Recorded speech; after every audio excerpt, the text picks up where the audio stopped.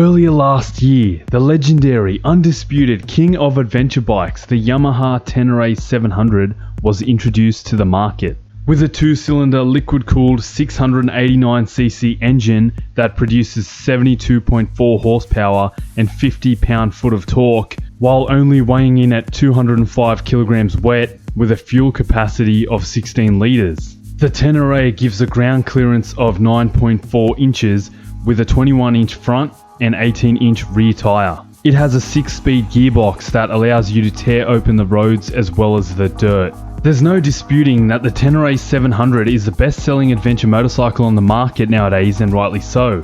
It carries both characteristics of a true dirt bike and a dual-purpose bike. With a skilled rider, it can dominate the trails and also be taken on long-distance rides across highways and country roads. Ultimately, the Tenere is a reliable bike and ticks all of the boxes of the adventure bike market.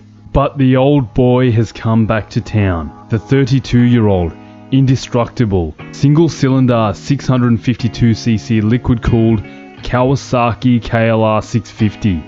Producing 41 horsepower and 39.1 foot-pound of torque, weighing in at 208 kilograms wet with a fuel capacity of 23 litres. The KLR650 gives a ground clearance of 8.3 inches with a 21-inch front tyre and a 17-inch rear. It only has a 5-speed gearbox, which I believe limits its performance on the highways, but not in an overly bothersome way.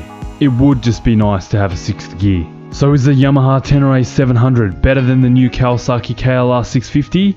Yes and no. According to the spec sheet and the fact that the Tenere 700 is a more capable bike, outputting more power, a higher ground clearance, and an amazing design whereby the rear swing arm is pivoted lower so that the tyre intentionally digs into the ground under acceleration.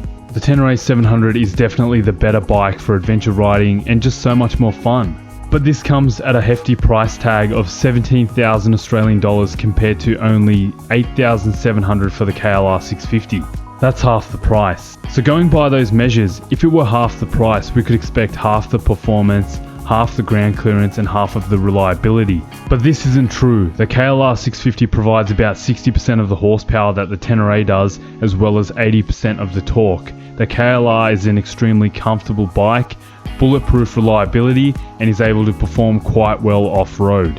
Most people won't be bush bashing on either bike and will be using them to travel long distances with the ability to do some moderate off-roading. That's why I believe the KLR650 is a great competitor with the Tenere 700 and a bike that could last you decades.